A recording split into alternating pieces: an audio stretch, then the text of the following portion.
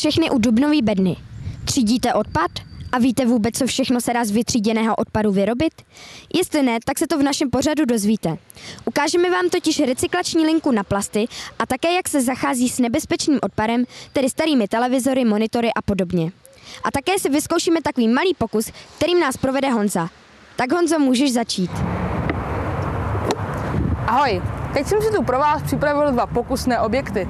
Jsou to tyto 2 prázdné PET lahve. Tuhle tu průhlednou teď hodím do kontejneru na plast a tuhle tu hodím někam pryč. No a teď se podíváme, co s nima bude dál, ale to bych jim měl nejdřív nějak najít. A jak náš malý pokus bude probíhat, budeme sledovat v průběhu celého pořadu. Proč je důležité, aby lidi třídili odpad?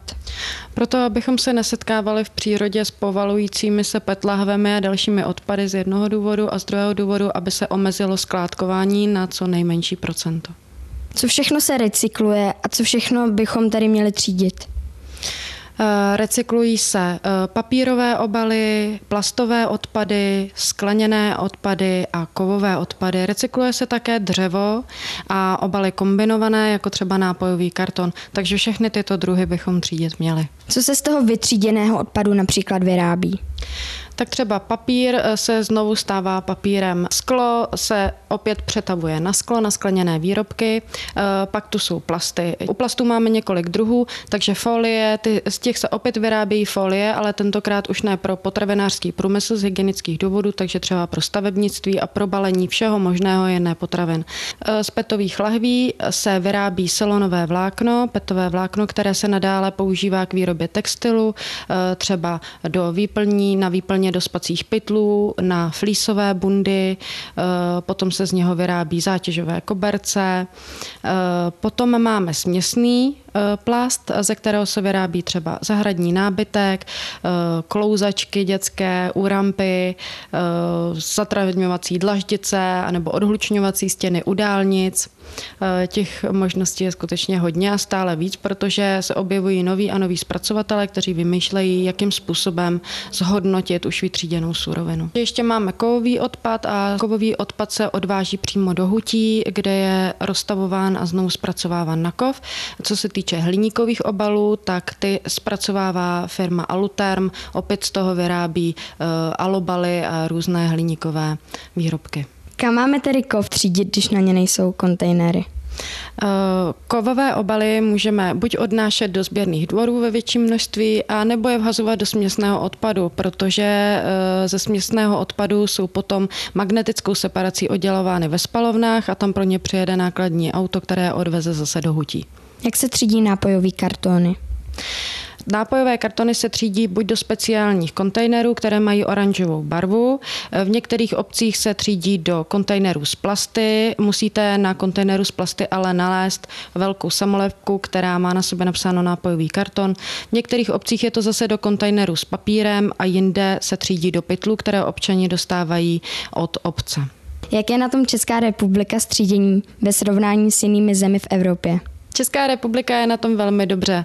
Mezi novými členskými státy Evropské unie jsme na špici a co se týče třídění plastů, tak tam jsme druzí v Evropě. Před námi je Německo.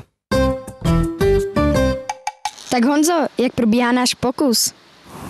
No, láhev jsem našel, ale prakticky se s ní nic nestalo. Kdyby si se ozvala tak před 10 minutama, tak po ní les slimák, ale jinak nic. Když tak to zkus zase za chvíli. Aha, tak se koukneme ještě na tu druhou, kterou Honza hodil do kontejneru na plasty.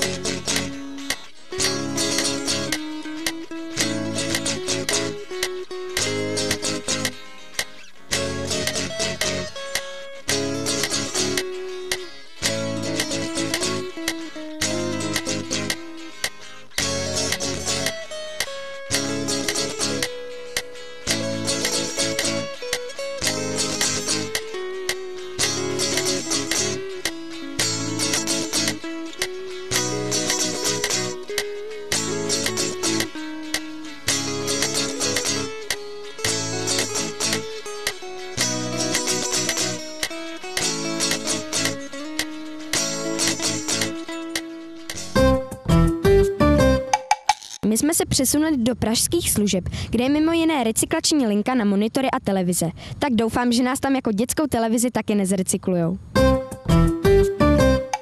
Proč se vlastně monitory a televize nemohou vyhazovat do normálních popelnic, ale musí se dovážet na sběrný dvůr? No je to z toho důvodu, že ta televize je vlastně nebezpečná látka. Jsou v ní dvě nebezpečné látky a to je, že televize obsahuje podtlak v obrazovce, co znamená, že je výbušná. A druhá věc je, že v obrazovce je takzvaný luminofor, který obsahuje těžké kovy. Toto je potřeba z té televize dostat a využít další barevné kovy, který ta televize obsahuje. To se s nimi musí udělat, aby se z nich stal bezpečný odpad? No, musíme v každém případě tu televizi otevřít, zavzdušnit obrazovku, aby nebyla výbušná. Potom to jde na pracoviště, kde se vlastně z toho ta obrazovka demontuje, odstraní se z toho další využitelné části, jde to na další stroj, kde se z toho odstraní rámeček, který drží vlastně tu obrazovku k tomu plášti té televize a potom to jde na pracoviště, kde vlastně se očistí ta obrazovka od hrubých nečistot, no a nakonec to skončí na stroji, který vlastně oddělí stínítko a konus a kde se odsaje teda i ten luminofor. A úplně vlastně na konci se celá ta obrazovka opískuje, aby to sklo bylo maximálně čistý a bylo dál využitelný. Co všechno se ještě dováží na sběrný dvůr, kromě těch monitorů a televiz? No to, co jste viděli, tak to bylo vlastně zpracování televizí, to byla zpracovatelská linka a zároveň u toho máme teda i sběrný dvůr, na který teda je možno přivést cokoliv, včetně nebezpečných odpadů, akumulátory, baterie, kyseliny. Prostě je tady seznam kódů, který se dají tady přijmout. Dále se tady sbírají takzvané očkové odpady, jako je třeba zeleň nebo dřevo, objemný odpad, plasty, papír a kovový šrot a pneumatiky. Když někdo chce něco odvést na sběrný dvůr, musí za to zaplatit? Sběrný dvory jsou většinou provozovaný hlavním městem Prahou. I tento, který vidíte, provozujeme pro hlavní město Praha a pokud občan bydlí na území hlavního města Prahy, tak uložení má zdarma. Vyjma pneumatik, za který se platí teda 25 korun za kus. Jak jste mohli vidět, petlahev, kterou hodil Honza do kontejneru, má za sebou dlouhou cestu a už zažila hodně dobrodružství. Na to, jak se tedy plastový odpad zpracovává a co se z něj dá vyrobit, se teď půjdeme podívat trochu podrobněji. Nacházíme se v recyklační lince, kde se z plastového odpadu vyrábí palety. Jak tato linka funguje? Z plastu, který dáváte do žlutých kontejnerů, jak doufám, vytřídí se některé složky jako PET, folie a zbytek po odstranění nečistot se rozemele a dostane se k nám do linky ve velkých pytlích. Tady se nasype do sil a nadávkuje se do našeho zařízení, kde se zahřeje a pod tlakem se naplní do forem. Z těch forem se po ochlazení dostaneme takovéto palety, které tady vidíte kolem nás. Jak dlouho to tedy trvá vyrobit tu jednu paletu? Řádově za den zpracujeme 5 tun odpadu a vyrobíme kolem 250 palet za den. A na co se používají? Tak plastové palety se nejvíce používají v potravinářském průmyslu, ale mají všeobecné využití jako dřevěné palety, mají lepší trvanlivost a jsou recyklovatelné, takže pokud se paleta zničí, tak se může přivést zase zpět k nám do závodu a znovu zpracovat. A jak dlouho jedna vydrží? Životnost je asi v průměru třikrát delší než u dřevěných a pokud se s nima nezachází příliš razantně, tak vydrží téměř nekonečnou dobu. Tak co, Honzo, jak to tam u tebe vypadá? Jo! Je to 3-1. Jo, ty myslíš tu lahev, aha. No tak s tou pořád nic, už jsem z toho docela nervózní. Doufám, že ta druhá je na tom líp.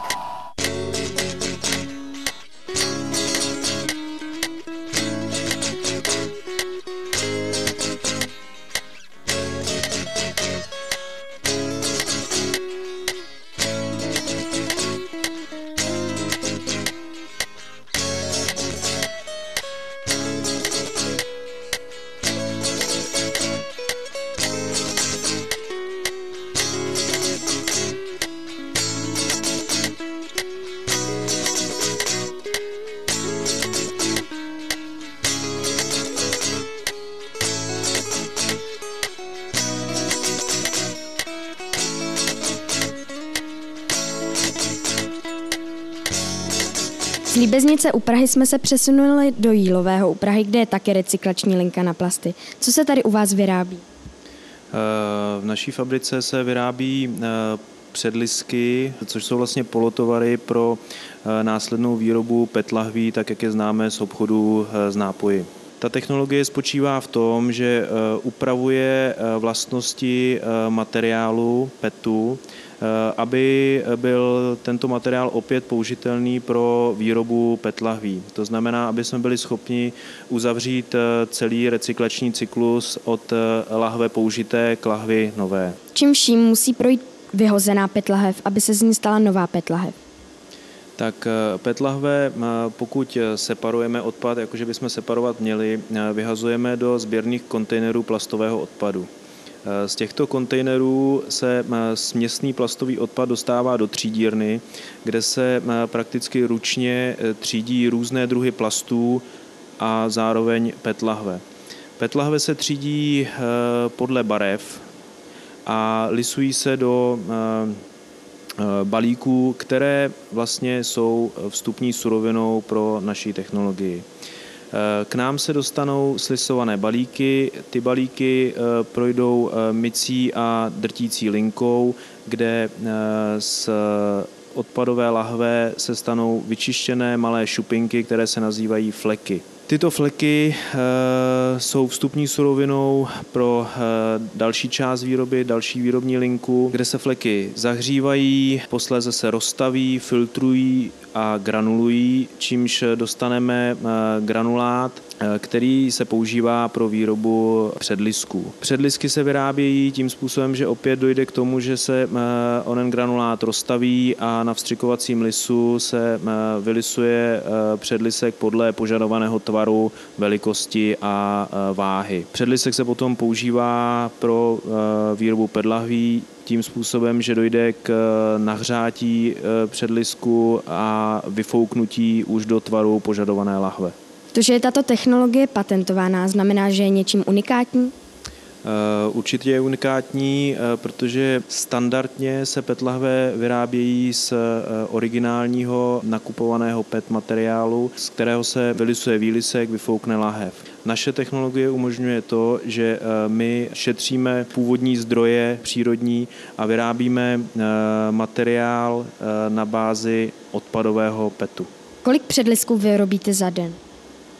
Tak za den jsme schopni vyrobit tady u nás zhruba 400 000 předlisků.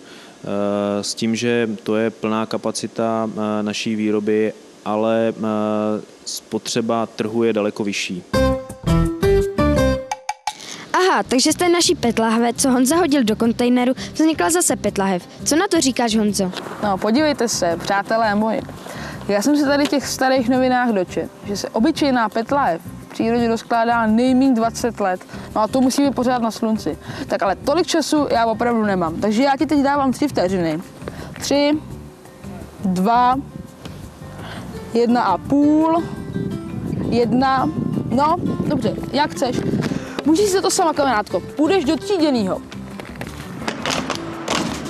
No milí diváci, to je pěkně dlouhá doba. To není žádná legrace, já se tomu Honzovi vůbec nedivím, že je takovej nevrlej. Pro tentokrát je to tady vše a já se budu těšit zase příště na viděnou. Tak ahoj a třiďte!